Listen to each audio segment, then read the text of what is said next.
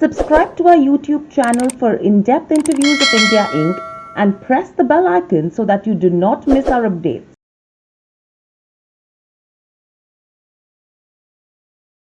Hello and welcome to Nirmal Bang, ladies and gentlemen. I'm Hiral Dadia. We have with us Karan Basid, economist and policy researcher, Director, Global Young Action Network Foundation, India, joining in. Karan, welcome to the show. My first question coming to you is that the last couple of months, we've seen unprecedented times that the economy has faced. And it's not only in the Indian economy, it's economies across that have faced this kind of a situation. The kind of revival that we've seen so far, how would you actually describe from March to now? Well, when the pandemic started, the first task that was in front of us was to create an intellectual framework, so to say, to be able to analyze. Because, as you rightly said, this is an unusual situation where most economies were practically shut, and this didn't happen during World Wars. This didn't happen any time before, so it was an unusual situation, starting sometime around April, we came out with a paper which actually proposed uh, breaking this into three parts. Right, first is the lockdown phase where you have restrictions for economic activity. Next comes normalization phase, and this is the phase where economic activity uh, gets back to the pre-pandemic levels. And I mean, so this is basically just economic activity reverting back to the normal situation. And the third is the revival, or the growth phase, where you start growing after you have normalized, and you've made up for what is the lost economic output, and so on and so forth. So the way I would describe last couple of months would be, we had the lockdown phase till about June, July, where 70% of our economy was shut. And then we saw the post-lockdown phase where we saw normalization of economic activity. Certain sectors were able to normalize faster than others. For instance, public administration, construction, etc., did manage to normalize a lot faster than contact services, which includes hospitality, tourism, and related sectors. What we are witnessing right now is that even in contact services, there is an extent of normalization which has already begun. While in certain other sectors of the economy, such as manufacturing, we are growing beyond what was the pre-pandemic levels. Now, this growth is of course, we need to keep in mind that this growth is very minuscule, right? And it is over and above the pre-pandemic base, which is the 2019 base. In the absence of pandemic, we would have grown at around 4 or 5%, which hasn't happened. So we have to be very careful when we define growth, and what is the reference here and the reference level. So as I said, that this growth is over the pre-pandemic 2019 levels, and I think that's a very healthy sign, because a lot of people did not anticipate the economy to recover as fast as it has. And I think that's leading to a lot of optimism, which we see around, whether it's stock markets, whether it's in general the commentary that we receive from multilateral institutions, from investors, investment bank, advisory groups, credit rating agencies. Uh, so I think we've done quite well considering the challenge that was in front of all of us. Right. So with this, I mean, the government has given us a couple of stimulus packages already. The RBI has done a phenomenal job as well. Now, with all of this, a great impetus has been given that it's rural India which has been the backbone so far, and that's going to be the growth driver from here on. Do you think agriculture and rural India as a sector, or as a category alone, will be able to help India survive this, or help us get back to that growth trajectory?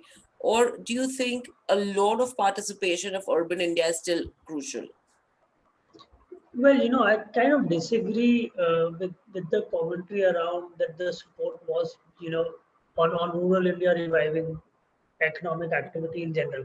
I believe that just happened, right? It wasn't a conscious decision. It just happened because rural India was more insulated from the pandemic, and because it was more insulated, it registered a growth during the first couple of quarters when the economy was in general contracting. And of course, some support in the form of cash transfers, etc., went to the rural population, but that didn't happen because they were rural. It was targeted towards the bottom of the pyramid, towards the say bottom 30-40%, and they tend to be more sort of clustered in and around rural areas. And when migrant workers went back, you had to scale up Manrega and stuff. My sense is that a lot of that support which happened was not for growth revival, but was for relief, right? So the way I look at the economic package is into two parts. One is the relief and rescue package, which includes credit guarantees for companies, and these cash transfers that were done during the initial years. The second part of the stimulus is growth revival, right? And if you look at growth revival, a lot of that has come in the form of heavy infrastructure. And that infra is not concentrated in rural areas, but it is quite sort of evenly spread out between rural, urban, between eastern part of the country, and certain peninsular states, and so on and so forth. Because rural economy, as important as it is, and a lot of people depend on it, but in terms of the purchasing power, it has very limited purchasing power, and it cannot affect your discretionary consumption, right? So you can sell tractors, etc., over there, but you will find it difficult to push for foreign trips, and exotic vacations, and such discretionary consumption, and that discretionary consumption typically comes from the urban India. And we see that reviving. So my sense is that the rural revival, and then its spillover to FMCG, and then through the rest, different sectors of the economy, was by accident more so rather than by choice. And I think we've been truly lucky in that sense that at least one part of the economy managed to grow even when the rest of the economy was struggling. Right. And then with this, Karan, another aspect that we're picking up right now is with regards to the budget. Now, the announcements that did come in, everyone has given it a thumbs up. What do you make of the budget that has been announced? And what are the key important things that will help us grow from here on, help us get the numbers that they've targeted? Because especially a clear surprise was the fiscal deficit for FY22, which they're looking at 6.8%, and it's slightly higher than what the street was expecting as well. And similarly, if you see in terms of the borrowing targets as well for FY22 at almost around 12 trillion. No, so I believe that the budget numbers have been very conservative, and rightly so, because it's better to be conservative and then to surprise with improved performance. My sense is that the tax revenues will grow faster and economic activity will normalize faster, so our nominal growth will be higher, and eventually the numbers would look very different going forward. But overall, you asked that what is going to lead to growth going forward, and I think there are two very important parts here. See, economic growth happens when there are more factors of production that are required, and when there's greater productivity, right? And if we look at the extent of economic growth that we've had, the rapid growth years, what happened during those years was that we had a booming middle class. We were people were moving upward in the social trajectory, and that was really creating more and more people to serve, and more demand was being generated. Now the problem is that where will the next million people come into the middle class from? Because you have a sizable percentage in the rural areas, right? And they have a very limited disposable income to spend. So it's important to view the budget in that context, in the context of the reforms that have happened. Specifically, if I want to talk about farm reforms in general, and in specific as well, because these reforms tend to do two things. A, they tend to diversify production in the agriculture sector so that the value increases and there's a greater value added. The second thing that they want to do is improve productivity, right? And also simultaneously push a certain amount of people away from agriculture. As productivity increases, you may not require the same kind of man force that you have in agriculture sector at the moment. Now, the next growth for India, if you have to sustain a high growth level, that will come only on the back of productivity gains. And that is critical. You need to add more people into the workforce at the same time away from agriculture, and improve productivity in different sectors. So that next level of growth will come from the next million or 2 million people that we're going to add to the middle class households, that we're going to add to the middle class over the next couple of years as a consequence of some of these reforms. And agriculture is just one of them. We've had labor reforms. We are talking about privatizing public sector undertakings, which also has efficiency gains. And then there's talk about privatizing or potential privatization of two public sector banks. Now, the reason that these are important is because government spends a significant amount of their resources on keeping up these PSUs. And once it gets rid of them, it A gets revenue upfront, and B, it frees up a lot of expenditure that goes in its upkeep, which can then be used to finance infrastructure, human capital investments, and so on and so forth. So I think that's the trajectory, and that's the trend through which we are going to achieve the next set of sustainable 7.5% growth rate over the next 3-4 years. And the fact that this budget outlines that vision is the reason why everyone has given it a thumbs up. Right. And with this, the next big event that we were watching out for was the RBI policy. Clearly, as expected, they kept interest rates on hold. They've retained their accommodative stance as well. And they've revised down its inflation forecast for the fourth quarter to 5.2%. However, for the first half of FY22, they've increased or raised the inflation forecast to 5 to 5.2%. What do you make of what the RBI has done as well? Because clearly, CRR normalization in two phases is something that they've announced. Extension of marginal standing facility and Basel III implementation is what they're looking at. So taking these measures into consideration, how supportive is it going to be with regards to liquidity and especially the bond market? Well, my sense is that whenever there's a crisis, monetary fiscal coordination becomes the key.